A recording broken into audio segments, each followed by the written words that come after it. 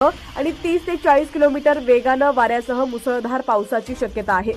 तर मराठवाड्यात लातूर, धाराशिव आणि नांदेड जिल्ह्याला ऑरेंज अलर्ट देण्यात आलाय। तर छत्रपती संभाजीनगर, जालना, परभणी, हिंगोली आणि बीड या 5 जिल्ह्यांना येलो अलर्ट जारी करण्यात आलाय।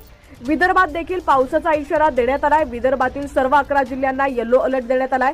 विदर्भात अनेक ठिकाणी 30 ते 40 किलोमीटर वेगानं वाहणाऱ्या वाऱ्यांसह आणि विजांच्या कडकडाटासह जोरदार पावसाची शक्यता वर्तवण्यात आली आहे।